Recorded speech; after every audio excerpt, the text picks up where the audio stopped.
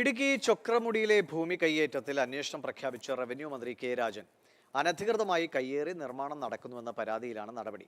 ചൊക്രമുടി മലയിലെ അനധികൃത കയ്യേറ്റങ്ങൾ മാതൃഭൂമി ന്യൂസാണ് പുറത്തു കൊണ്ടുവന്നത്. നന്ദുഷ വിവരങ്ങൾ നൽകും. നന്ദുഷ, അന്വേഷണം ആരുടെ നേതൃത്വത്തിലായിരിക്കും? എത്ര ഇടത്താണ് ഈ കയ്യേറ്റം നടന്നിട്ടുള്ളത്? ദിലീഷ്, ചൊക്രമുടിയിലെ കയ്യേറ്റത്തെ പറ്റി ഒരാഴ്ച മുമ്പ് വളരെ വ്യക്തമായ വിശദമായ ഒരു വാർത്താ റിപ്പോർട്ട് തന്നെ മാതൃഭൂമി ന്യൂസ് പുറത്തുവിടുകയുണ്ടായി. അതിനുശേഷം മറ്റു മാധ്യമങ്ങളും ഇത്തരത്തിൽ ചൊക്രമുടിയിലെ കയ്യേറ്റത്തെ പറ്റി വാർത്തകൾ ചെയ്തു. ഏതായാലും നിലവിൽ വിഷയത്തിൽ ഇടപെട്ടിരിക്കുകയാണ് റവന്യൂ വകുപ്പ് മന്ത്രി കെ രാജൻ.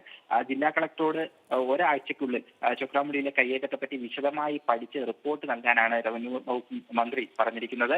കുറ്റക്കാർക്കെതിരെ കർശന നടപടി ഉണ്ടാകുമെന്നാണ് റവന്യൂ വകുപ്പ് മന്ത്രി അറിയിച്ചിരിക്കുന്നത്. നമുക്കറിയാം, ചൊക്രമുടി വളരെയധികം പരിസ്ഥിതിലോല മേഖലയിൽ ഉൾപ്പെടുന്ന ഒരു പ്രദേശമാണ്. അതിനാൽ തന്നെ അവിടെ അനധികൃത നിർമ്മാണങ്ങൾ ഉൾപ്പെടെ വ്യാപകമായി നടക്കുന്നുണ്ടെന്ന് മാതൃഭൂമി വാർത്തയിൽ വ്യക്തമായിരുന്നു.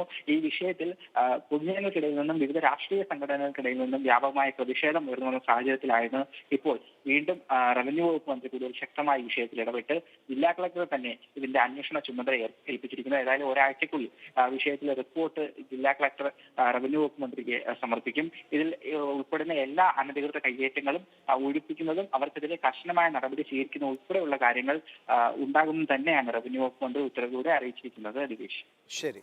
നന്ദുഷയാണ് വിവരങ്ങൾ നൽകിയത്. ചൊക്രമുടിയിലെ കയ്യേറ്റമാണ് ഇപ്പോൾ അന്വേഷണത്തിന് മുന്നോട്ട് വരുന്നത്.